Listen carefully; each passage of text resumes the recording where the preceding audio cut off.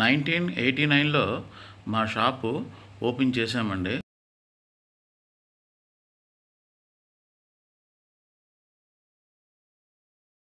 Hello viewers, ఈరోజు topic ఏంటంటే పార్వతీపురం నుంచి ఒక కస్టమర్ పార్వతీపురంలో జిమ్ సెంటర్ లో మేము ఒక యాంప్లిఫైర్ ఇంతకు ముందు ఇచ్చాము. ఆ యాంప్లిఫైర్ చూసి ఆయన ఇంప్రెస్ అయ్యి మాకు యాంప్లిఫైర్ ఆర్డర్ ఇచ్చారండి. అదే కాకుండా యూట్యూబ్ లో మా వీడియోస్ చూశారు, వాట్సాప్ చాట్ చేశారు, మా దగ్గరకు వచ్చారు, వచ్చి చూసుకొని ఆర్డర్ ఇచ్చారండి. అంటే రీవర్క్ ఇది. ఇంతకు ముందు ఒక యాంప్లిఫైర్ ఇంకో దగ్గర చేయించుకున్నారు, ఆయనకి సాటిస్ఫాక్షన్ లేదండి. అందువల్ల దాంట్లో ఉన్నటువంటి స్పేర్సే కొన్ని తీసి దీంట్లో వేసి, నేను కూడా కొత్త కొన్ని దీంట్లో వేసి మొత్తం మీద ఈ యాంప్లిఫైర్ ని తయారు చేశామండి. ఇది 7.1 యాంప్లిఫైర్ అండి. దీంట్లో ఫ్యూటెక్ FT003 డీకోడర్ వాడామండి. దీనికి కాంబినేషన్ గా 5.1 జెమ్టెక్ రిమోట్ కిట్ వాడామండి. జెమ్టెక్ రిమోట్ కిట్ క్వాలిటీ ఎక్కువ, క్లారిటీ ఎక్కువ, తర్వాత హమ్మింగ్ నాయిస్ గట్రా ఉండదండి. చాలా క్వాలిటీగా వస్తుంది సౌండ్. అందువల్ల జెమ్టెక్ అండ్ FT003 ఫ్యూటెక్ డీకోడర్ కాంబినేషన్ లో చేయడం జరిగిందండి. 5.1 కి ఎక్స్టెన్షన్ 7.1 అండి. అసెంబ్లింగ్ చేసిన యాంప్లిఫైర్ లో 7.1 ఇంకా రాలేదండి. అదే బ్రాండెడ్ సెట్ లో అయితే 7.1 అట్మాస్ ఇంకా రకరకాల అన్ని ఉన్నాయండి బ్రాండెడ్ సెట్స్ లో. కానీ అసెంబ్లింగ్ చేసిన సెట్ లో మాత్రం ఇంకా రాలేదండి. అందువల్ల 5.1 కి ఎక్స్టెన్షన్ మాత్రమే మేము చేస్తున్నామండి. ఇది 7.1 యాంప్లిఫైర్ అండి. FT003 input sources HDMI, ARC, అలాగే ఆప్టికల్, కోయాక్సియల్, PCM, ప్రొలాజిక్ 2 వస్తుందండి. అంటే స్టీరియో కంటెంట్ ప్రొలాజిక్ 2 గా మార్చి మొత్తం 5.1 ఛానల్స్ అంటే 7.1 ఛానల్స్ కి మొత్తం ఇస్తుంది అనమాట. దీంట్లో ఆక్సిలరీ కూడా ఉందండి, ఆక్సిలరీ ఇన్పుట్ కూడా ఉంది. స్టీరియో కంటెంట్ కూడా దీనికి ఇచ్చుకోవచ్చు. అలాగే దీనికి పెన్ డ్రైవ్ ఆప్షన్ ఉందండి, బ్లూటూత్ ఆప్షన్ ఉందండి, FM రేడియో ఆప్షన్ కూడా దీనికి ఉందండి.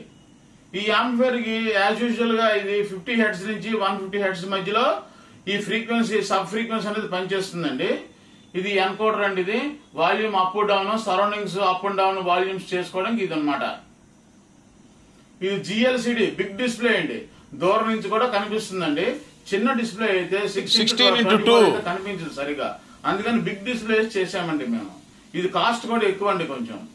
ఈ బిగ్ డిస్ప్లే GLCD అంటాం దీన్ని. మొత్తం 7 ఛానల్స్ కి కూడా TDA 2050 యాంప్లిఫైర్స్ 7 ఛానల్స్ వాడామండి.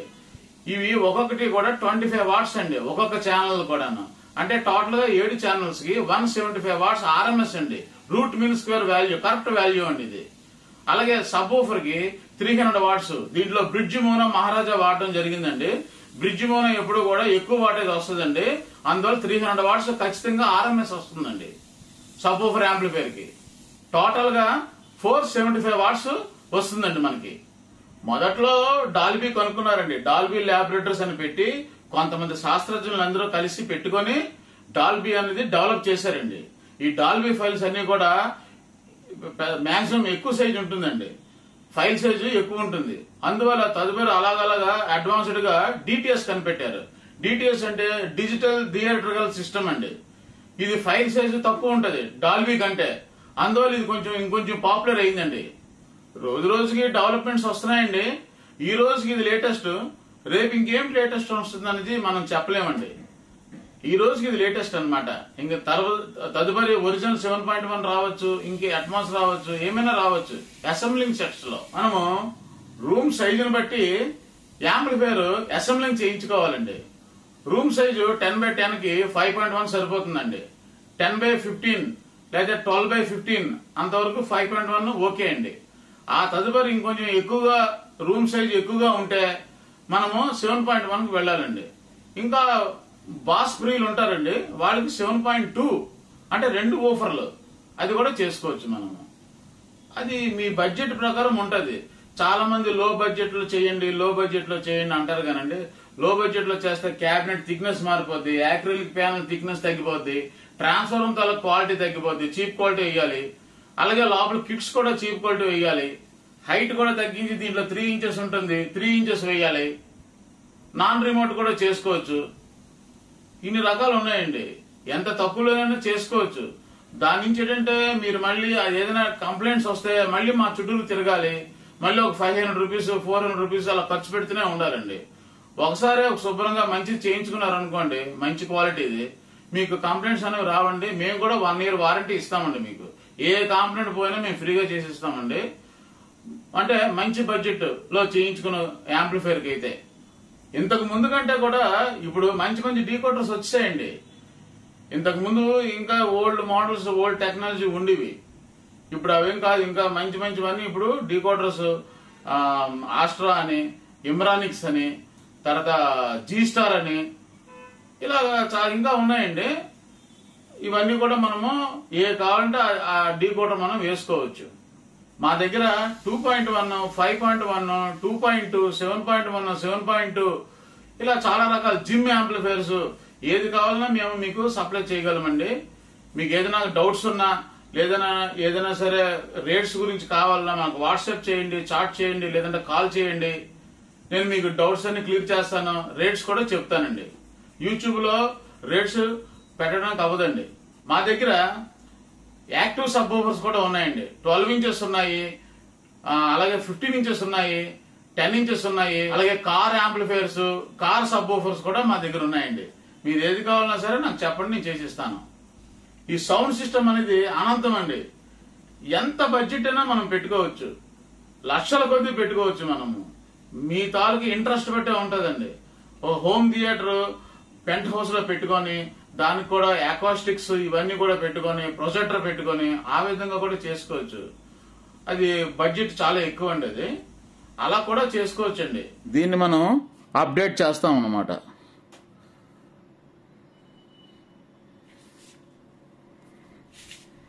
చూడండి, కంట్రోల్స్ ఇక్కడ బిగించారు, ఫ్రంట్ సైడ్ ఏమో ఈ విధంగా ఇచ్చారు. దీని 7.1 వస్తుందని చెప్పారంట. దీనిలో కొన్ని స్పేర్స్ మనకి యూజ్ అవుతాయండి, కొన్ని స్పేర్ పార్ట్స్ పనిచేయవు. రీవర్క్ అంటే మళ్ళీ ఇప్పి మళ్ళీ ఇంకో దాంట్లో బిగించాలండి. ఇది డబుల్ పని అన్నమాట. యాక్చువల్గా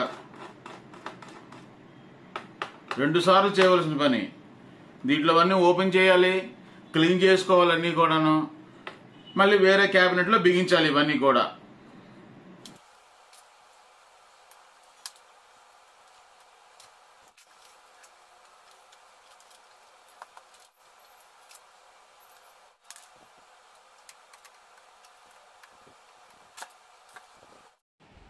ఈ విధంగా కాంపోనెంట్స్ అండ్ కిట్స్ అన్నీ కూడా రిమూవ్ చేసి పెట్టుకున్నామండి.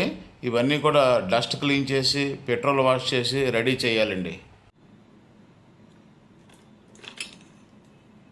ఇదంతా వేస్టే.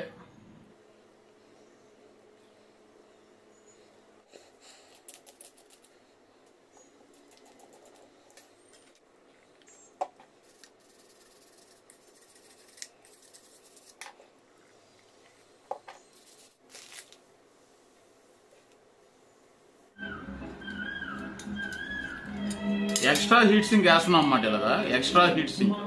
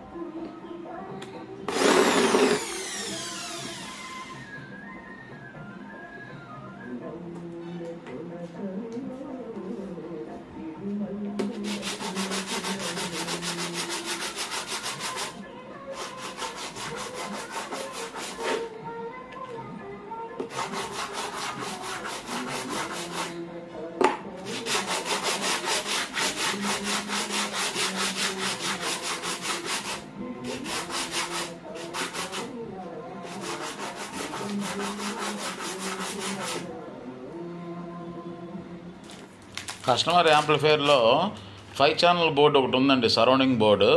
దానికి ఇంకో 2 ఛానల్స్ కావాలి కదా, మొత్తం 7 ఛానల్స్. అందుకని ఇంకో 2 ఛానల్స్ మనం కొత్త బోర్డులోంచి కట్ చేసి వేసుకుంటాం అన్నమాట.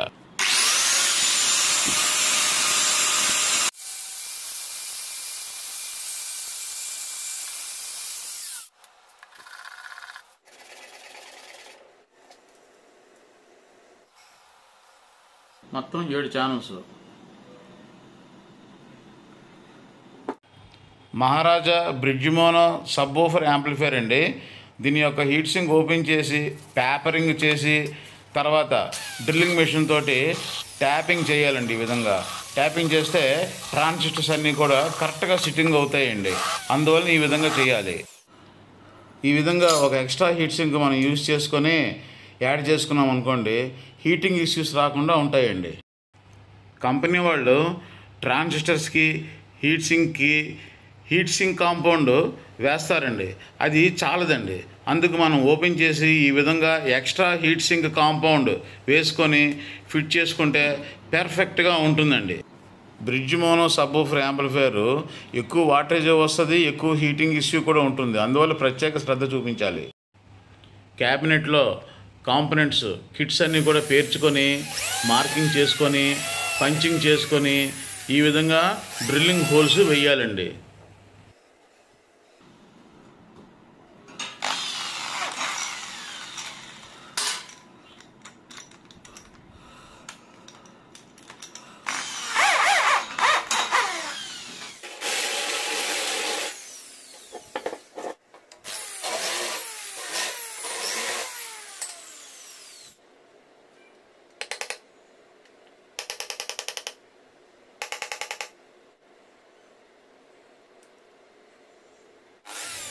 ఈ విధముగా అన్నిటికీ కూడా 3 హోల్స్ వేసుకోవాలండి. చాలా జాగ్రత్తగా వేయాలి, లేదంటే యాక్రిలిక్ ప్యానెల్ బ్రేక్ అయిపోతుందండి.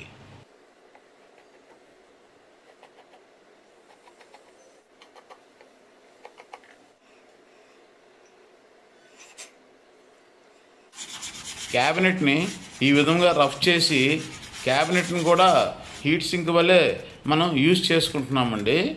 హీట్ సింక్ కాంపౌండ్ హీట్ సింక్కి పేస్ట్ చేసి దానిని క్యాబినెట్కి ఫిట్ చేసి హీటింగ్ ఇష్యూ ఎక్కువ రాకుండా మనం జాగ్రత్తలు తీసుకుంటున్నామండి.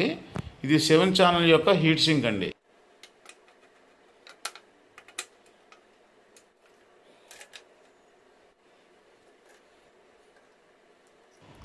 One, 2, 3, 4, 5, 6, 7 ఈ 7 ఛానల్స్ కూడా సరౌండింగ్స్ గురించి యూజ్ చేసినవండి. ఈ ట్రాన్స్ఫార్మరు సరౌండింగ్స్ యాంప్లిఫైయర్స్ గురించి యూజ్ చేస్తున్నామండి. ఈ 10 amps transformer sub woofer amplifier గురించి, అలాగే 2 బక్కబోర్డులు యూజ్ చేసామండి. ఒక బక్కబోర్డు ఎల్ఈడీస్ అండ్ ఫ్యాన్స్ గురించి, ఇంకొక బక్కబోర్డు రిమోట్ కిట్కి డీకోడర్ కిట్కి యూజ్ చేసామండి. ఇప్పుడు మనం ఈ 7.1 యాంప్లిఫైయర్ యొక్క ఇంటర్నల్ స్ట్రక్చర్ ఎలాగున్నదనేది చూద్దామండి. ఇదిగోండి, మొత్తం TDA 2050 యాంప్లిఫైయర్స్ మొత్తం 7 ఉన్నాయండి. దీంట్లో 1, 2, 3, 4, 5, 6, 7 అండి. ఒక్కొక్కటి 25 వాట్స్ అండి. 7 ఛానల్స్ కలిపి 175 వాట్స్ RMS అండి. Root mean square value, correct value అండి. అలాగే సబ్వూఫర్ గురించి ఈ బ్రిడ్జ్ మోనో వాడామండి. బ్రిడ్జ్ మోనో, ప్యారలల్ మోనో ఇలా 2 రకాలు ఉన్నాయండి. బ్రిడ్జ్ మోనో ఎక్కువ వాటేజ్ వస్తుందండి, 300 వాట్స్ వరకు. ప్యారలల్ మోనో అయితే 200 వాట్స్ మ్యాక్సిమం వస్తుందండి. ఇది పుష్పుల్ యాంప్లిఫైయర్ అండి. యాక్చువల్గా 2 ట్రాన్సిస్టర్లు ఒకసారి 2 ట్రాన్సిస్టర్లు ఒకసారి పని చేయడం వల్ల మనకి 300 వాట్స్ వస్తుందండి. ఒకేసారి ఈ ట్రాన్సిస్టర్లు అన్నీ కూడా పని చేయమండి. అయితే ఈ బ్రిడ్జ్ మోనోలో హీటింగ్ ఇష్యూ కూడా ఎక్కువ ఉంటుంది, కానీ బాస్ డెప్త్ చాలా ఎక్కువ ఉంటుందండి. ఎక్స్ట్రీమ్గా ఉంటుంది, పంచ్ చాలా బాగుంటుందండి. దీని గురించి ట్రాన్స్ఫార్మర్ ఇది వాడామండి. 10 ఆంపియర్ ట్రాన్స్ఫార్మర్.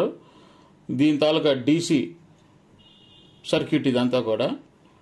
ఈ 2 కూడా ఫ్యాను, లైట్స్, LEDs గురించి ఒకటి, అలాగే డీకోడర్ అండ్ జెమ్టెక్ కిట్ గురించి ఒకటి బక్ బోర్డ్స్ వాడామండి. ఇక్కడ జెమ్టెక్ 5.1 రిమోట్ కంట్రోల్ కిట్ వాడామండి. ఇది మంచి క్లారిటీ వస్తుంది, క్వాలిటీ ఉంటుంది. దీంట్లోనే ఎఫ్ఎం రేడియో ఉంటుంది, బ్లూటూత్ ఉంటుంది, పెన్ డ్రైవ్ ఆప్షన్ దీంట్లో ఉంటుందండి. ఈ డీకోడర్లో HDMI ARC and optical, coaxial. ఈ over protection board sub amplifier నుండి వచ్చే ఆల్టర్నేటివ్ సిగ్నల్స్ని ఈ ప్రొటెక్షన్ బోర్డు అలౌ చేసి ఓఫర్కి సౌండ్ని అందిస్తుందండి. ఎప్పుడైనా సబ్ యాంప్లిఫైర్ కాలిపోతే, డ్యామేజ్ అయిపోతే సబ్ యాంప్లిఫైర్ నుండి AC సిగ్నల్ రాకుండా డైరెక్ట్ కరెంట్ వచ్చేస్తుందండి. ఈ DC కానీ ఓఫర్కి వెళ్ళిందంటే ఓఫర్ ఇమీడియట్గా డ్యామేజ్ అయిపోతుందండి. అందుకే ఈ ప్రొటెక్షన్ బోర్డు DCని ఆపేస్తుంది. అదే కాకుండా పవర్ ఆఫ్ ఆన్ చేసినప్పుడు డప్పు శబ్దాలు రాకుండా పాపప్ సర్క్యూట్ అనేటువంటిది ఉంటుందండి. ఈ ప్రొటెక్షన్ బోర్డు ఆపేస్తుంది. అలాగే ఇది సబ్ ప్రీ అంటే లో పాస్ ఫిల్టర్ అని కూడా అనొచ్చండి, క్రాస్ ఓవర్ అని కూడా అనొచ్చండి. ఇది దీనికి ముందు స్టేజ్ అనమాట. ఇది దీని నుంచి సిగ్నల్ దీనికి వచ్చి, దీని నుంచి కంట్రోల్కి వచ్చి, కంట్రోల్ నుంచి దీనికి వస్తుందండి సబ్ ఊఫర్ యాంప్లిఫైర్కి. అవుట్పుట్ ఏమో దీని ద్వారా సబ్ ఊఫర్ అవుట్పుట్ వెళ్తుంది అనమాట ఈ రిలే ద్వారాను. ఇది సిస్టమ్ అండి. ఇవి 3 కూడా వాయిస్ కాయిల్స్ అండి. ఈ 3 కూడా 10 ఇంచెస్, 12 ఇంచెస్, 15 ఇంచెస్ సబ్ ఊఫర్స్లో వాడేవేనండి. ఇది 100 వాట్స్ వరకు వస్తుందండి, ఇది 200 వాట్స్ వరకు వస్తుందండి, ఇది 300 వాట్స్ వరకు వస్తుందండి. ఈ కాయిల్ సైజులు చూసారు కదా, హైట్ చూడండి ఎంత ఉందో. ఇది హైట్ చూడండి, ఇది హైట్ చూడండి. 3 2 ఇంచెసే డయా లోపల, కానీ హైట్ వైండింగ్ ఎక్కువ ఉంది చూసారు కదా. 3 రకాల వైండింగ్లు ఉన్నాయి. సబ్ ఊఫర్ 12 ఇంచెస్ మ్యాక్సిమం 300 వాట్సేనండి మనం హోమ్ పర్పస్లో వాడేది. కానీ JBL మీద కొన్ని సబ్ ఊఫర్స్ మీద 1300, 1500 ఇలా రకరకాలుగా రాస్తారండి. అవన్నీ నిజం కాదండి. అది పీక్ వాల్యూ అంటారండి దాన్ని. పీక్ వాల్యూ వేరు, RMS వాల్యూ వేరండి. చూడండి, ఇది 5 ఇంచెస్ వాయిస్ కాయిల్ అండి. ఇది ఇంటర్నల్ డయా 5 ఇంచెస్ ఉంటుందండి. ఇది డీజేలో వాడతారండి. ఇది రియల్గా 1500 వాట్స్ వస్తుందండి. ఇది 1500 వాట్స్ వచ్చే ఇంత పెద్ద వాయిస్ కాయిల్ డీజేలకి వాడతారండి. ఇది 3 ఇంచెస్ వాయిస్ కాయిల్ అండి. ఇది 2 ఇంచెస్ వాయిస్ కాయిల్ అండి. ఇది 300 వాట్స్ అండి. ఇది 500 వాట్స్ అండి. ఇది 500 వాట్స్. చూడండి, ఇది JBL ఒరిజినల్ సబ్ ఊఫర్ అండి. 12 ఇంచెస్ 120 mm మ్యాగ్నెట్ అండి, 135 mm మ్యాగ్నెట్ కూడా కాదు. చూడండి, ఇక్కడ 1500 వాట్స్ పీక్ అన్నాడండి. పీక్ అంటే అది వేస్ట్ అండి. అది ఎక్కడో గిటార్ స్ట్రింగ్ జింగ్ అని ఒక పీక్ వెళ్ళినప్పుడు ఆ వాల్యూ పట్టుకొని ఆ వాటేజ్ రాసి ఇచ్చేస్తున్నాడు అండి. దిస్ ఇస్ నాట్ కరెక్ట్ అండి. ఇది కరెక్ట్ కాదు. చూడండి, ఇక్కడ 325 వాట్స్ RMS అన్నాడు, 1500 వాట్స్ పీక్ అంటున్నాడు. కస్టమర్స్కి చాలా మందికి తెలియకపోవడం వల్ల ఇది 1500 వాట్స్ వచ్చేస్తుంది అనుకుంటున్నారండి. అలాగే AES అంటారు, మ్యూజిక్ పవర్ అంటారు. ఇవన్నీ కరెక్ట్ కాదండి. అది కూడా 1 kHz ధర మెజర్ చేసి RMS వాల్యూ క్యాలిక్యులేట్ చేస్తారండి. ఏ IC అయినా, ఏ ట్రాన్సిస్టర్ అయినా కూడా మీరు క్రోమ్ బ్రౌజర్లో ఆన్లైన్లో బ్రౌజింగ్ చేశారనుకోండి, టైప్ చేశారనుకోండి, మీకు వెంటనే దాని గురించి ఇంటర్నల్ స్ట్రక్చర్, IC తాలూకు వాల్యూస్ అన్నీ కూడా చెప్తాయండి. ఇదిగోండి 32 watt hi-fi audio power amplifier. దీంట్లో అన్నీ కూడా వివరంగా ఉంటాయండి. ఇదిగోండి సప్లై వోల్టేజ్ +or-25 వోల్ట్స్ ఇచ్చుకోవచ్చు దీనికి. అలాగే అవుట్పుట్ పవర్ డిస్టార్షన్ 5% ఉన్నప్పుడు 4 ohms లోడ్లో 28 వాట్స్ వస్తుందండి. అలాగే 8 ohms లోడ్లో 25 వాట్స్ వస్తుందండి. ఈ విధంగా మనం చార్ట్ చూసుకొని మనం తెలుసుకోవచ్చండి. అలాగే స్లూ రేట్ ఉంది, డిస్టార్షన్ ఎంత వస్తుందో ఉంది, ఇన్పుట్ నాయిస్ వోల్టేజ్ ఉంది, పవర్ బ్యాండ్ విడ్త్ ఉంది.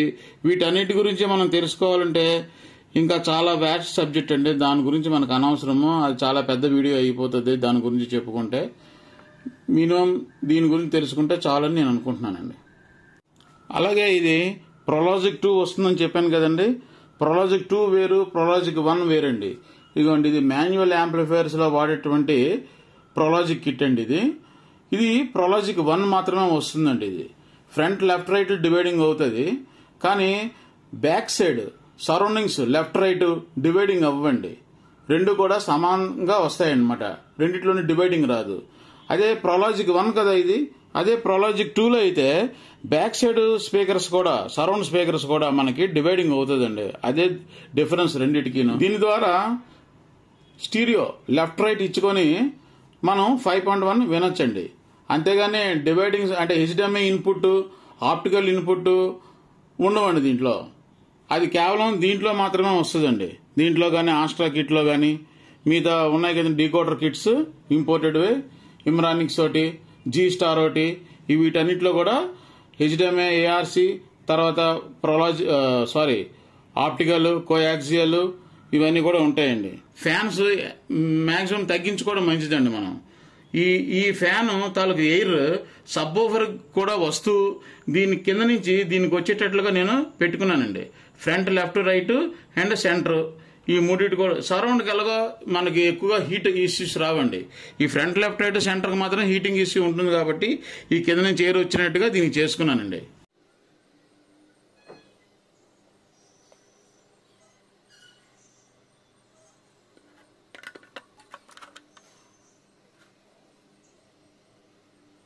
ఇప్పుడు ట్రాన్స్ఫార్మర్స్ రెండు కూడా వీటికి దూరంగా ఎందుకు పెట్టానంటే, transformer AC voltage first AC voltage 220 కానీ 230 వోల్ట్స్ ఏసీ వస్తుందండి. అలాగే దాని తాలూకు ఫ్రీక్వెన్సీ 50 సైకిల్స్ పర్ సెకండ్లో ఉంటుంది. ఆ 50 సైకిల్స్ పర్ సెకండ్ ఇక్కడ వస్తుంది ఇన్పుట్ ఏసీ వోల్టేజ్ 220 కానీ 230 కానీ దీనికి కూడా.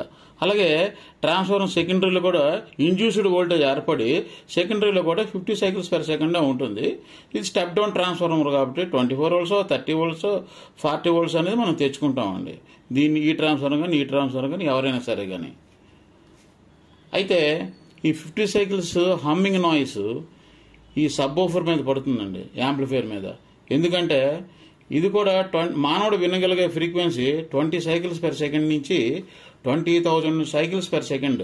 అంటే లో ఫ్రీక్వెన్సీ 20 సైకిల్స్ పర్ సెకండ్ కదండి. ఈ 50 సైకిల్స్ కూడా ఆ నియర్ అబౌట్ దట్ ఉంది కదండి. అందువల్ల ఈ హమ్మింగ్ ఇష్యూ దీని మీద పడుతుందండి. ఇది హమ్మింగ్ ఎందుకు వస్తుందంటే hysteresis losses, iron core losses, EI core losses, ఇలా చాలా రకాల లాసెస్ ఉన్నాయండి దీంట్లో. అలాగే ఇంకొక లాసెస్ 2-3 ఉన్నాయండి. ఇవన్నిటి వల్ల ఈ ట్రాన్స్ఫార్మర్ జనరేట్ అవ్వడం వల్ల ఏంటంటే దీని మీద ఎఫెక్ట్ పడకుండా ఇది దూరంగా పెట్టానండి. ఇది అంతకుమించి ఇంకేం లేదండి. అలాగే సబ్ ప్రీ అంటే లో పాస్ ఫిల్టర్ కూడా ఇక్కడ ఉంది కదండి, ఇది కూడా దీని దగ్గరగా, అలాగే దాని తాలూ కంట్రోల్ కూడా ఇక్కడ దగ్గరగా, ఈ 3 దగ్గరగా పెట్టుకోవడం మంచిదండి. దీనికి దూరంగా అలా పెట్టుకున్నప్పుడు హమ్మింగ్ రాదండి. అందుకే నేను చేసే యాంప్లిఫైర్స్ ఏవి కూడా హమ్మింగ్ ఇష్యూస్ ఉండవండి. పిన్ డ్రాప్ సైలెంట్గా ఉంటాయండి. ఇంకా చెప్పుకోవాలంటే చాలా వ్యాస్ట్ సబ్జెక్ట్ ఉన్నది సార్. ఇప్పుడు ఈ యాంప్లిఫైర్ యొక్క డిమో చూద్దామండి ఎలా ఉంటుందో. ఇప్పుడు మనం వేస్తున్న మూవీ స్టీరియో కంటెంట్లో ఉందండి. ఇది లెఫ్ట్ రైట్ మాత్రమే వస్తుంది.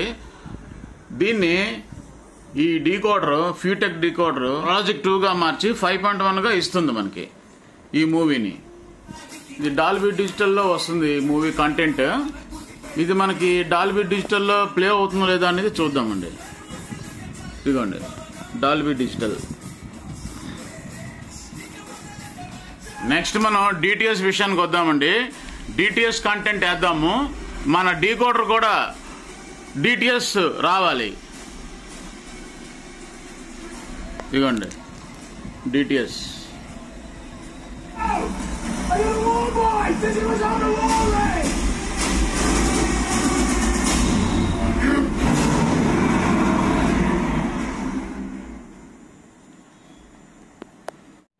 నెక్స్ట్ వేరే టాపిక్తో ఇంకొక వీడియోలో మనం కలుద్దామండి. జై హింద్ అండి. Please like and subscribe.